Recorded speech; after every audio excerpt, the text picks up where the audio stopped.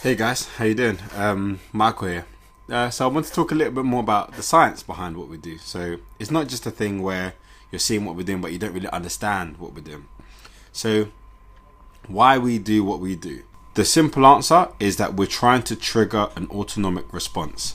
So the autonomic nervous system is the system which governs and controls the internal organs. So the heart, the lungs, the liver, the stomach, and those sorts of things. And what we're trying to do, we're trying to trigger it so that we can trigger the two responses in there. So the two responses are the sympathetic and the parasympathetic. So the sympathetic we'll describe as the stress response or the alert response. And there are a couple of things that happen. So the heart rate increases, the pupils start to dilate, the muscles constrict and contract and get tighter. Digestion, all unessential digestion is shut down. Body converts glycogen to glucose to be ready to kind of go and to be ready. And all these kind of things start to happen. And the parasympathetic is when we go into rest and digest. So the heart rate calms down, the muscles start to relax, and this is something that is associated with sleep, rest, and recovery and restore. So we are working on these two elements within the workout, and the reason why is because low bouts of stress builds a stronger resistance to stress in the future. So we used a bout of stress, which is exercise, and then we bring about the parasympathetic, so sympathetic and parasympathetic. So we bring around the stress and then the rest. And then we do that multiple times within one session. And then what we're doing, we're building that strength there, so the body knows how to react once we do feel stress physiologically, and that will transcend into our own life. So that builds up. Well, when we start to feel stressed in life, what our body knows how to trigger is that parasympathetic state, so that rest and repair state. And the more we can do that, the less chronic stress we feel, and the more resilience we build towards stress.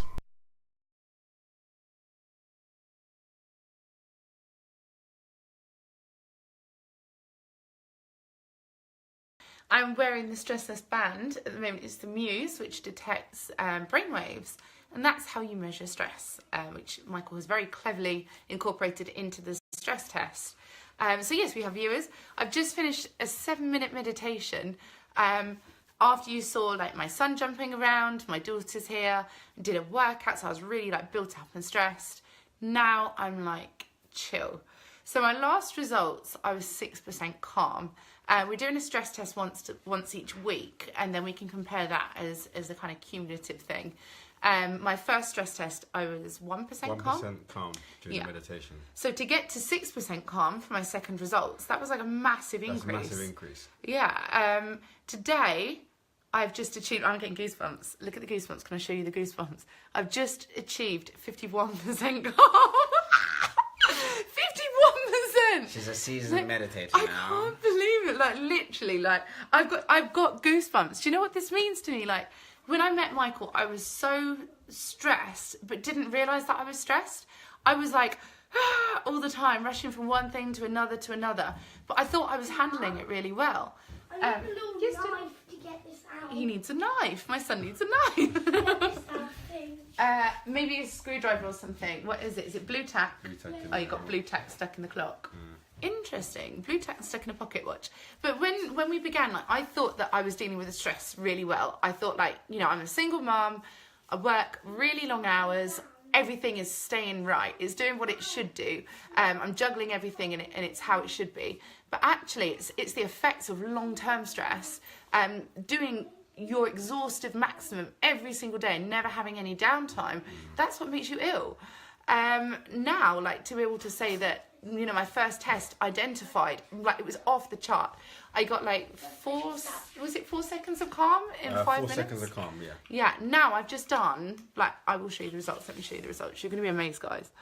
And so from 4 seconds of calm, you can see my previous session was a week ago here. I was 6% calm.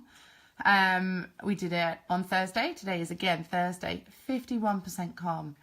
Absolutely smashed it. Like the turnaround in that is thousands of percent improvement. Massive. Like, I just never expected to do that by the end of the course, let alone, a few weeks in. This is my results here. You can see I went from being constantly active to just a couple of seconds of calm.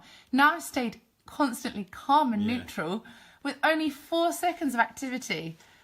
And that's a big thing, because the active mind, what it does, it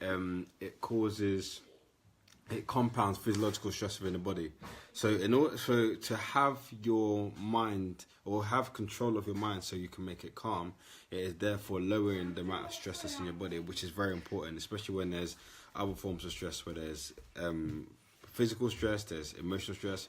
So being in control of that mental stress, or the mind, or the power of the brain, is one massively important thing. And as you can see, Tracy was massively in control of it this time. How is that even possible? There's just it's seeing those techniques, and even like from what we did today, like you guys just saw like the whole session live, to be able to control breathing, to focus on that, and when you feel yourself building, to be able to bring that back down again, it's like the recovery in being able to control a situation. That's something that you just would never learn in life. You would never have that as somebody saying, like, you know, I know you're stressed out, I know you're like panicking right now, let's breathe. To be able to build on that technique, that has like absolutely just blown my expectations. I never thought I'd get 51% calm. Never. We were massively shocked. As soon as she came out, she's like, I heard birds! When she was struggling to hear these birds, and now this time we can see in the results that she actually got a score of 20 birds. That's an aviary. From you had a little bird sanctuary in your meditation. I'm literally in the depths of the country right now with all these birds. I remember even my first and second session, I just thought, how can I not get calm? Why when I feel calm, is my brain not calm? And it's recognizing the different levels that you have to kind of go through, that you then bring it down. And because I've never felt that level before, I never knew that, you know, when I'm meditating, when I feel relaxed at home, that it's not the quality that you need. I was getting the quantity, but not the quality. And having a device like Muse that you can use in this stress test, via Michael through Stress Life, you know, it gives you that measurement. It allows you to say, okay, you think you're doing it right, but you're not. And now this is what it should feel like. This is how it should be. And it's just identifying that and then sticking with it and recognizing and focusing.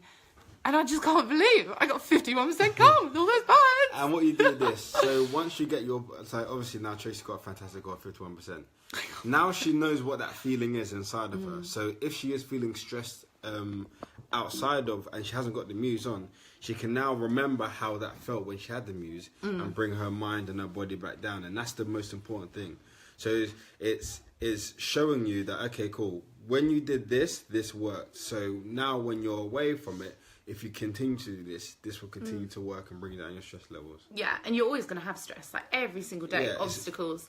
You know, having a disabled son even, you know, he's not physically disabled, he's mentally disabled. He does not shut off. Working, things go wrong, cars blow up, family relatives fall out and things like, you know, everybody constantly has stress. It's a part of life, how you deal with that though. And it's trying to minimise what causes you stress, but the majority of it is actually understanding how to cope with stress. And that's something that we can all benefit from. Yeah. Even the most chilled out people can benefit from better handling stress. And yeah, I'm just blown away. I can't believe you've done this. Like in just a matter of weeks. I'm a different person. And is the results speak for itself. And yeah. It's not something you can fake. It's not something that you can change, or you have to feel it. It has to be, you know, it's measuring your brain activity. It's there. And before, you know, I would have my eyes closed and I'd be like, oh, this is nice, and taking a few minutes just to chill out. But my head would be like, oh, did you put the bin out? Oh, did you make lunch? What are you going to do tonight before bed and stuff? And like my head would keep going when my body is stopped. Yeah. And it's just having that ability to switch off. And, you know, definitely at night time, I think that's how you get to sleep. Yeah, it's taking that away. Yeah. But because at night time, and that's the thing. This is where the mind meditation or relaxation gets most important, because at night when your mind is running and you're struggling to go to sleep because you're thinking about A, B, C, D, E, techniques like this can help to bring down your mind activity, which makes it less active, which allows you to go into that rest and repair zone a lot quicker, which allows you to get a good night's sleep. And sleep is by far the most important thing when it comes to mental health and mental wellness, because that's when we get to our body starts to rejuvenate and restore and regrow. So to have effective sleep is what's going to kind of take you from a nice good solid mental state to erratic or emotional or surround around feelings, and that could therefore manifest into other things in the future. So yeah, this is where this really does take precedent. So. It's just madness. Like the amount of times I've woke up after a night's sleep and felt more tired than before I went to bed. Yeah. Just because you're emotionally, mentally exhausted. And you know, I train at the gym every day. You guys see me. Your body just gets exhausted as well if you're not getting proper sleep. So today, you know, I didn't have a pre-workout. I actually was able to have energy to exhaust myself and then to meditate. And it was all me, which was amazing. So I just can't believe what you've done. You're like a wizard. So excellent.